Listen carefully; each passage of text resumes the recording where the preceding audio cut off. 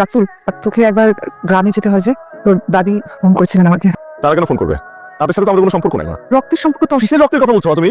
এত বছরে যারা আমাদের একটা আবার খোঁজ নেয় না, তাদের সাথে আমাদের কিসের সম্পর্ক? তুই উনি অসুস্থ, এই ঈদটা সব নাতি নাতনিদের সাথে করবেন। কি রিয়েলাইজেশন আসছে? এভাবে বলতে হয় না। এই যে মানুষগুলো আমার বাবার আর আমার মায়ের বিয়ে মেনে নেয় নাই, মানে তুমি তো নিশ্চয়ই যাচ্ছ না। আমাকে যেতে তো বল না। কোন জাহান্নামে যে পাঠাইলা, ছাগলের সাথে বসে যাচ্ছিস। আর পৌঁছে আমাকে কল দিবি। মা, বাইরে আমি আমার লয়ে আইছি। চলো বলে দাও, কেমন আছিস? আমি ভালো আছি, আপনি কেমন আছেন? সেই যে ছোটবেলায় তোর দেখছি কত বড় হয়ে গেছিস, এত বছর পরে পত্রিকা নাজিল হয়েছে আমগো যে জমি জমা ভাগাভাগি হইব, এই খবর ঢাকা পৌঁছালো কেমনে?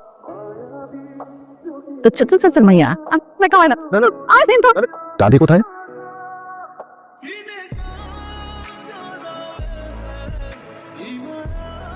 ঘরটা পূর্ণ হইলো। রাতুল ভাইয়া, ঢাকা শহর নাকি অনেক সুন্দর, আমার না খুব ইচ্ছা ঢাকা শহর জায়গা পূর্ণ।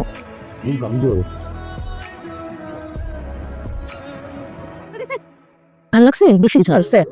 রাত্রিবেলা ওর জন্য আলাদা করে ঝাল কম দিয়ে তরকারি রান্না। রোজার দিনে 10 জনের জন্য 10 রকম রান্না করুক, যুদ্ধ লেগে গেছে।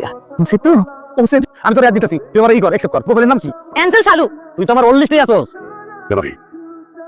আর ছবি তো এরকম ভালো। আসসালামু আলাইকুম। তোর বাপের ফোন দিছিলি? ওইটা আরো রাগ করছে, এত উতলা আর কি আছে? আমার যখন ইচ্ছা তখন আসবো। তোর নিয়ে আর পারলাম না। আসসালামু আলাইকুম। চল দাদিকে যাই বলে দে। কান্দেন না আম্মা। আম্মা, কি হয়েছে? কেন জানি মনে হতেছিল আমি যেন আমার রমিজের হাতটাই ধরে আছি। চলে যাচ্ছ কেন? একটু কাজ আছে নাবি। তোর জামাই যে রাতুলের দেখতে এরকম এড়ায় যায়, আরে বলো তো কি করবো, এত বছর কই ছিল। আমরাও কি খোঁজ নিচ্ছি। যাও তুমি খোঁজ নাও, তোমার এত দায়িত্ব। আর তুমি দরজা খেলবে না?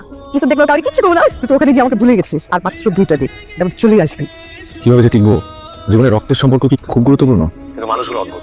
আমার কষ্টে কাঁদে, আমি হাসলে হাসে, আনন্যাচারাল ফিল হয়। হ্যালো, কি চাচির লাগে কথা কও না? চাচি আসসালামু আলাইকুম। চাচি কিন্তু আসলে অনেক সুন্দর। আমি রাখি, পরে ফোন। রাতুল ভাইয়া, তুমি আসলে অনেক সুন্দর।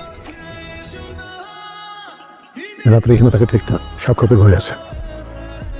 ঠান্ডা লাগবে, ও সরতেছে। সঙ্গে সেহরি খাই। কি খাও না খাও কিছুই তো জানি না।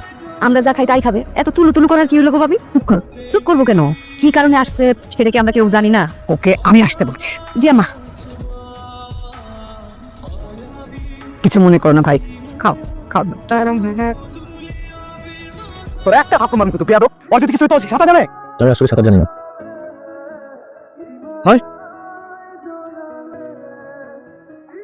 আসো দাদু ভাই, পাঞ্জাবি। আমি চিতের পাঞ্জাবি নিয়ে আসছি ঢাকা থেকে। এখানে পায়জামা আর জুতা আছে।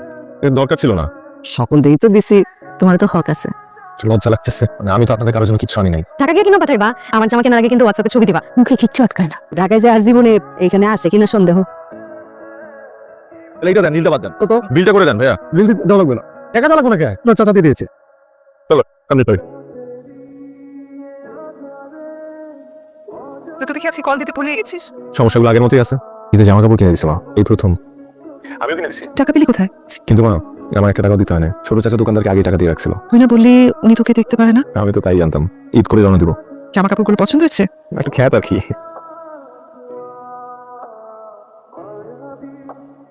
তো পছন্দের প্রশংসা কিন্তু করতে হবে ভাই। তোর শার্টটা যাইছে রে ভাই।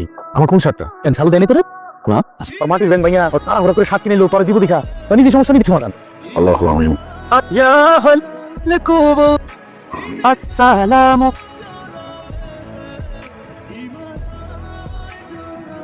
হ্যালো, একা একা বসে আছো যে? মন খারাপ? এমনি বসে আছি। আয় আমার লগে। আমার লগে। জানি না তুমি যে আসছো, আমি অনেক কাঁদতেছেন কেন? এটা ওর বাড়ি, ও যখন মন চায় তুমি আসবা। নাইদা, রবি কই? সে কাজে গেছে। ও জানে না আজকে রাত চলে যাবো। তো সেই জন্য কি উনি পৃথিবীর কাজকর্ম বন্ধ করে ঘরে বসে থাকবো? আমাদের কথা মনে থাকবো তো বাবা, খুব মনে থাকবো।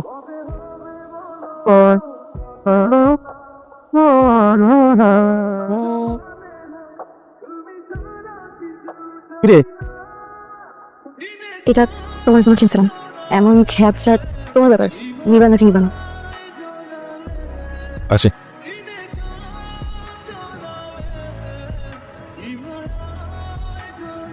রাতুল ভাইয়া উঠো, অনেক বেলা হয়ে গেছে। পুরো শানু। আমি এখানে আর কতক্ষণ ঘুমাবি? ওখানে কি কি হলো কিছুই তো জানলাম না। এটা নামাজ পড়বো না? না লাগবে না। রাতু আজ গাড়ি ডুবাচ্ছিস কেন? কি কি? আমি তো প্রেম প্রেম গন্ধ পাচ্ছি। খাবি না? খিদে লাগে। কেন খিদে নেই? বললে হাসবা। দাদি বাড়ি মিস করতেছি। মানুষগুলো একটা মায়া, জানি একটা মায়ার জালে আটকে ফেলছে আমাকে। ছোট চাচা না কেমন জানি আচরণ করে আমার সাথে, কিন্তু মানুষটা খারাপ না। এটা হলো রক্তের সম্পর্ক বাবা। সবাই কি মিস করছিস নাকি শালুকে একটু বেশি মিস করছিস? সবাই কি মিস করতে মা? তাহলে একটা কল কর। দেখো দেখো কেমন দিছে। আসসালামু আলাইকুম দাদি। কি ভাইয়া এটা ফোন দেওয়া লাগে না? হ্যাঁ টায়ার্ড ছিলাম। মাই কই তোমার? পাশের রুমে আছে, কথা বলতে চাই তোমার সাথে। দাদি এই যে মা। আসসালামু আম্মা, কেমন আছেন আম্মা আপনি? তুমি যে আসলা না, আপনি তো আমাকে আসতে বলেন নাই। রাতুলের দাদা যে ভুল করছে আমি সেই ভুলটা শুধরাইতে চাই। তুমি আসো মা। দাদি আমরা আসতেছি।